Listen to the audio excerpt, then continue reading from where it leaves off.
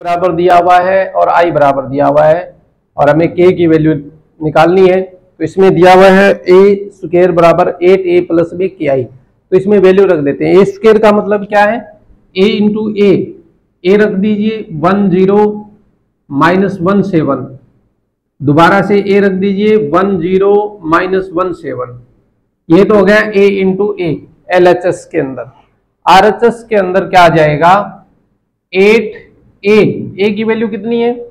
10 minus 17 plus में के की जगह के और आई की जगह क्या आ जाएगा? 1001। इसको सोल्व कर लेते हैं। पहले यहां पर मल्टीप्लीकेशन करना है। देखिए फर्स्ट रो फर्स्ट कॉलम लेते हैं। तो 1 इंटू 1 तो क्या हो गया? 1। 0 इंटू माइनस 1 क्या हो गया? 0।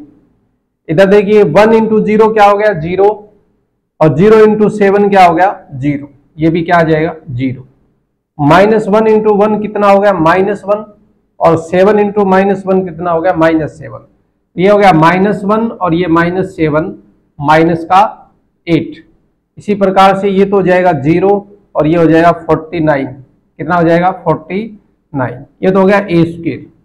यहां पर 8a निकालना है तो a को 8 से गुणा करना है। a से गुणा करने का मतलब क्या है? a के प्रत्येक अवयव को 8 से गुणा करना है। तो ये आ जाएगा 8, ये हो जाएगा 0, ये आ जाएगा -8 और ये कितना आ जाएगा?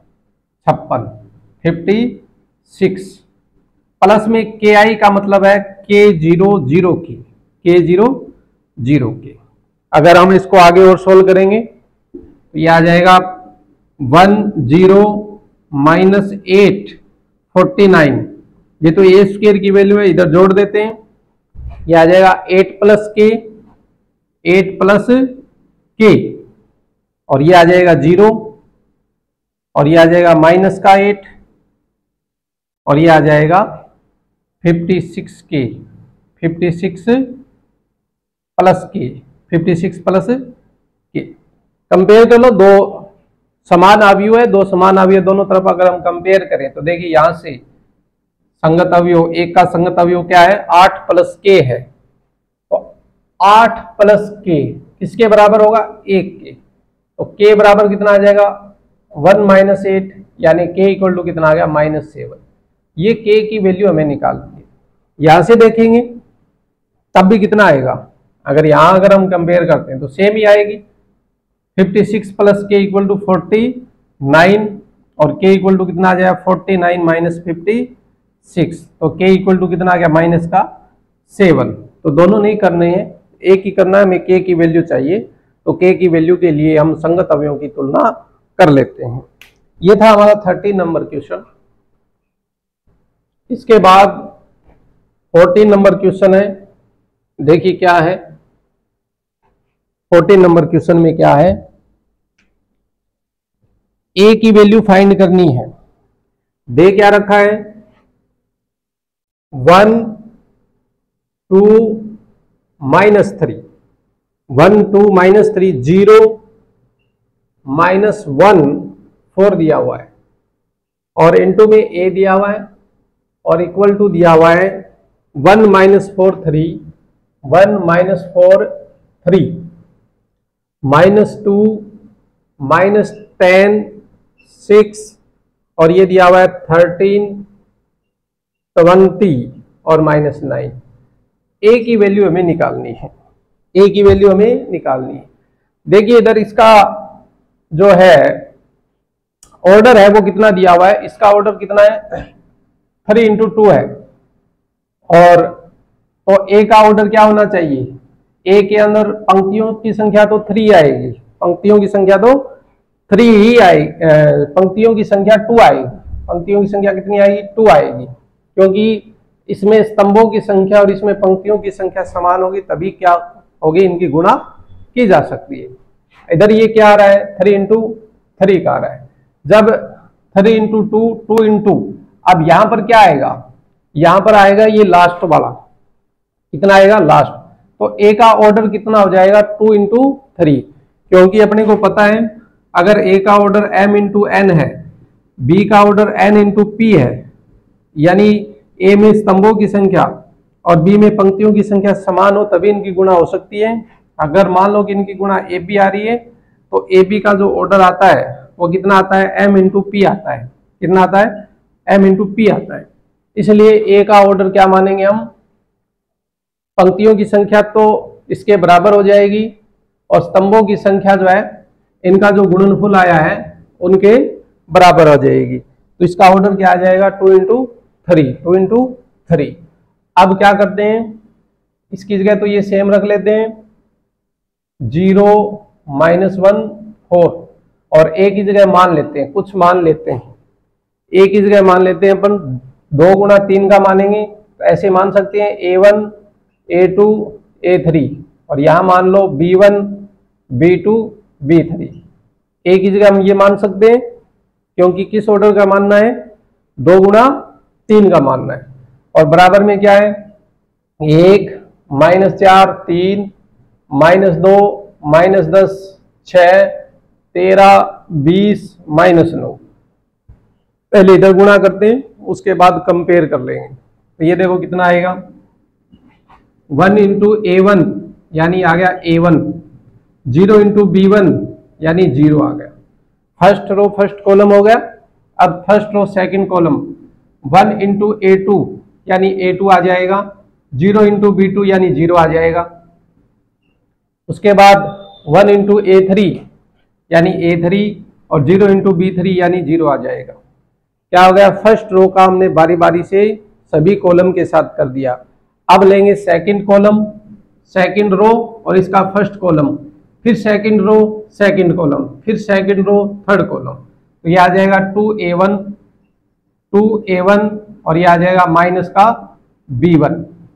इधर आएगा 2A2 माइनस का B2, ये आएगा 2A3 और माइनस का B3, ये आ जाएगा। अब थर्ड रो लेंगे और इसके बारी बारी से कॉलम लेंगे। तो ये आ जाएगा माइनस का 3A1 माइनस का 3A1 और ये आ जाएगा प्लस का 4B1। इसी प्रकार से आ जाएगा माइनस का 3A2 प्लस का 4B2। इधर भी आ जाएगा माइनस का 3A3 प्लस का 4B3 बराबर है 1 -4 3 -2 -10 6, या 13 20 -9। अब क्या करना है, दोनों तरफ कंपेयर करनी है। क्या करनी है, कंपेयर, तुलना करनी है। तो देखिए संगत अवयवों की जब हम तुलना करेंगे तो A1 का मान किसके बराबर आ जाएगा, 1 के बराबर आ जाएगा। तो A1 की वैल्यू तो आ गई 1। इसी प्रकार से A2 की वैल्यू आ जाएगी -4। A2 की वैल्यू कितनी आ जाएगी, -4। और इसी प्रकार से A3 की वैल्यू कितनी आ जाएगी, A3 की वैल्यू आ जाएगी 3। अब B1 B2 B3 की निकालने के लिए यहां से कंपेयर कर लो, 2A1 -B1 2A1 -B1 और इसका संगत अवयव है -2, तो ये बराबर होगा -2 के। क्योंकि A1 की वैल्यू हम पहले से निकाल चुके हैं तो यह आ जाएगा 2 इंटू A1 की जगह रख दिया हमने 1 -B1 इक्वल टू कितना है, -2। तो ये आ गया 2 -B1 इक्वल टू -2। तो B1 बराबर कितना आ जाएगा, ये इधर जाएगा तो 2 + 2 यानी कितना आ जाएगा, 4। तो ये आ जाएगी B1 की वैल्यू, इसकी आ जाएगी B1 की वैल्यू। इसी प्रकार से B2 की निकालने के लिए तो इनको बराबर रख दो, 2A2 -B2 किसके बराबर होगा, -10 के बराबर होगा, -10 के बराबर होगा। 2 इंटू A2 की वैल्यू हम निकाल चुके हैं, कितना है, -4 -B2 इज इक्वल टू कितना है, -10। तो ये हो गया -8 -B2 बराबर कितना है, -10। तो B2 बराबर कितना आ जाएगा, ये 10 इधर जाएगा तो कितना हो जाएगा, प्लस का 10 10 -8 यानी क्या कितना आ जाएगा, 2। तो B2 की वैल्यू कितनी आ जाएगी, 2। इसी तरह से हम B3 की वैल्यू निकाल लेंगे। तो इन दोनों को बराबर रख दो तो ये आ जाएगा, देखो इधर 2A3 माइनस B3 ये किसके बराबर होगा, 6 के बराबर होगा। क्योंकि 2A3 माइनस B3 का संगत अवयव किसके बराबर है, 6 के बराबर है। तो ये क्या आ जाएगा, 2 और A3 की वैल्यू कितनी आई 3 माइनस B3 बराबर में 6, क्या आ गया माइनस B3 और ये हो गया 6 इधर है तो माइनस B3 बराबर 0 या B3 बराबर क्या आ जाएगा 0। तो इस प्रकार से A1 A2 A3 B1 B2 B3 की वैल्यू निकाल लेंगे। तो A बराबर क्या आ जाएगा, देखो A बराबर क्या आ जाएगा A1 A2 A3 यानी 1 माइनस 4 3 B1 B2 B3 की जगह क्या आ जाएगा, देखो B1 की वैल्यू कितनी है 4, B1 की वैल्यू 4, B2 की वैल्यू कितनी आई 2 और B3 की वैल्यू कितनी आई 0। तो ये हमें A प्राप्त हो जाएगा। इस प्रकार से हम कंपेयर करके A1 A2 A3 B1 B2 B3 की वैल्यू निकाल सकते हैं। अब इसका एक लास्ट क्वेश्चन और बचा है, उसके बाद मिसलेनियस है, विविध प्रश्नमाला है। देखिए इसका लास्ट प्रश्न क्या है, अंतिम जो प्रश्न है वो गणितीय आगमन सिद्धांत जो है उसके ऊपर आधारित है। गणितीय आगमन सिद्धांत जो कक्षा 11 के अंदर हम लोग पढ़ चुके हैं। क्या दिया हुआ है, ए बराबर दिया हुआ है कोस अल्फा साइन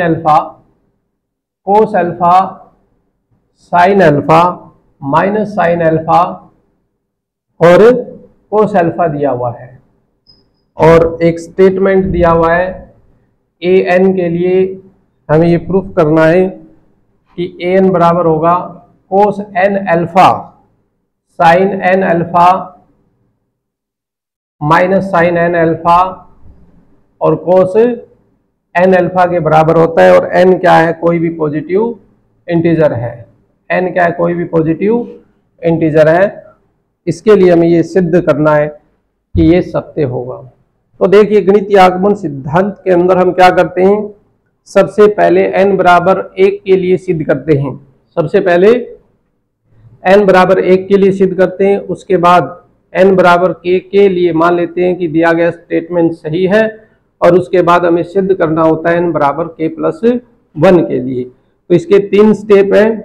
सबसे पहले क्या करना है, n इक्वल टू 1 के लिए हमें प्रूफ करना है।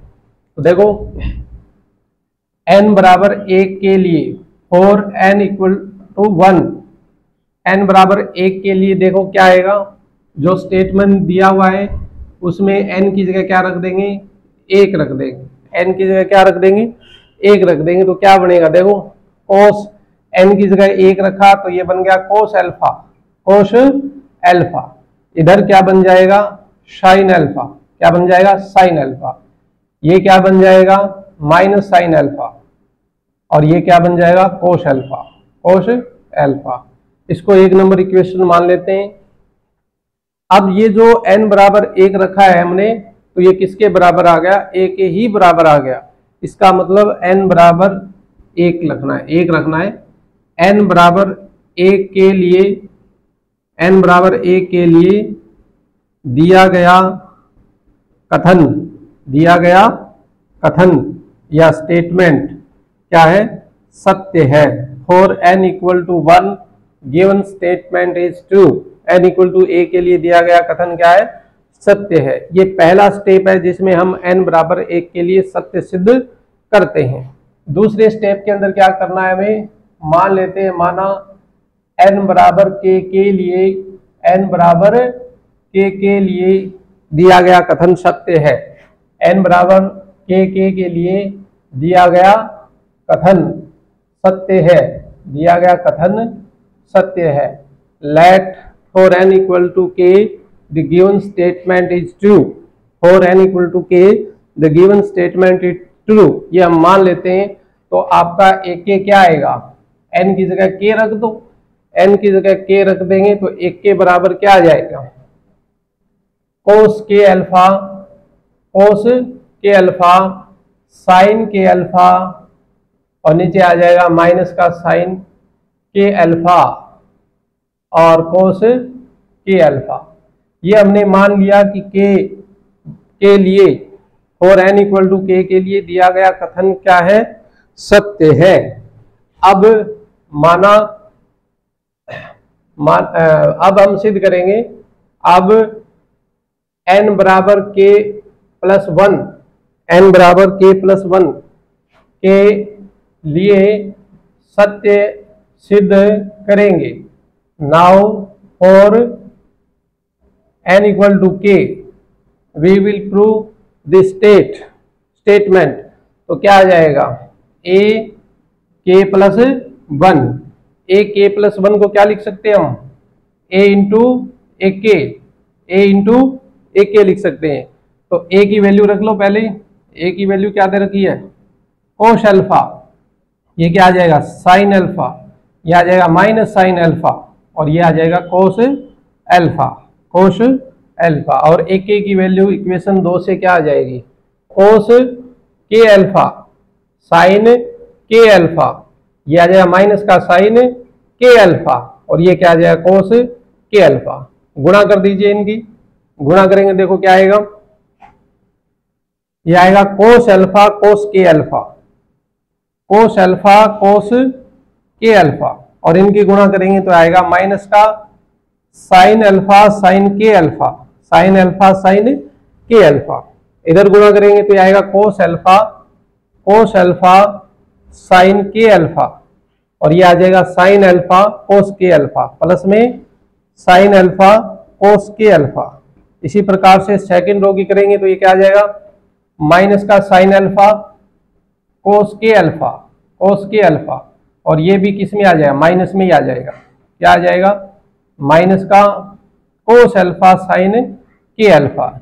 इसी प्रकार से सेकंड कॉलम के साथ करेंगे तो आएगा माइनस का साइन अल्फा साइन के अल्फा, और ये आ जाएगा प्लस का कोस अल्फा, प्लस का कोस अल्फा कोस के अल्फा। अब देखिए यहाँ पर फॉर्मूला बन रहा है, फॉर्मूला बन रहा है, देखो कोस ए कोस बी माइनस साइन ए साइन बी का फॉर्मूला बनता है। क्या होता है, कोस ए कोस बी माइनस साइन ए साइन बी कोस ए प्लस बी, कोस ए प्लस बी। तो इसको हम जो है इधर लिख देते हैं, इस साइड में, इस साइड में लिखेंगे देखो क्या आएगा, कोस अल्फा कोस के alpha minus sine alpha sign के अल्फा। तो ये किसका फॉर्मूला बन गया, कोस ए प्लस बी का। तो ये बन गया कोस ए प्लस बी, यानी कि अल्फा प्लस के अल्फा।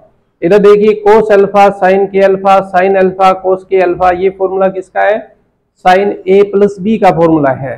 तो ये क्या बन गया, साइन अल्फा प्लस के अल्फा, साइन अल्फा प्लस के अल्फा का फॉर्मूला बन गया। और यहाँ पर अगर हम माइनस कॉमन ले लें, माइनस कॉमन ले लें तो ये क्या बनेगा, साइन अल्फा प्लस के अल्फा का फॉर्मूला बनेगा। माइनस कॉमन ले लिया तो साइन ए कोस बी प्लस कोस ए साइन बी, यानी साइन ए प्लस बी का फॉर्मूला बनेगा। और यहाँ पर देखिए कोस अल्फा कोस के alpha minus sine alpha sign के अल्फा, ये भी किसका बन रहा है, कोस अल्फा प्लस के अल्फा का बन रहा है। अगर यहाँ से हम अल्फा कॉमन ले लें तो ये बन गया कोस अल्फा कॉमन ले लिया तो क्या बच गया, के प्लस 1 अल्फा, के प्लस 1 अल्फा। यहाँ से भी अल्फा कॉमन ले लें तो क्या बचेगा, साइन के प्लस 1 अल्फा। इधर क्या बचेगा, माइनस का साइन के प्लस 1 अल्फा, और यहां बच जाएगा कोस के प्लस 1 अल्फा। तो इसका मतलब n बराबर जैसे हमने के प्लस 1 रखा तो अल्फा की जगह भी क्या आ गया हमारा, के प्लस 1 अल्फा आ गया। क्या आ गया, के प्लस 1 अल्फा आ गया। इसका मतलब n बराबर के प्लस 1 के लिए भी सत्य है, के लिए भी सत्य है, के लिए भी सत्य है। इसका मतलब n का मान अगर आप कोई भी पॉजिटिव इंटीजर रखोगे, n का मान कोई भी पॉजिटिव इंटीजर रखोगे तो उसके लिए भी दिया गया कथन क्या होगा, सत्य होगा। इस प्रकार से हमें गणितीय आगमन सिद्धांत के द्वारा ये क्वेश्चन हमें सोल्व करना था।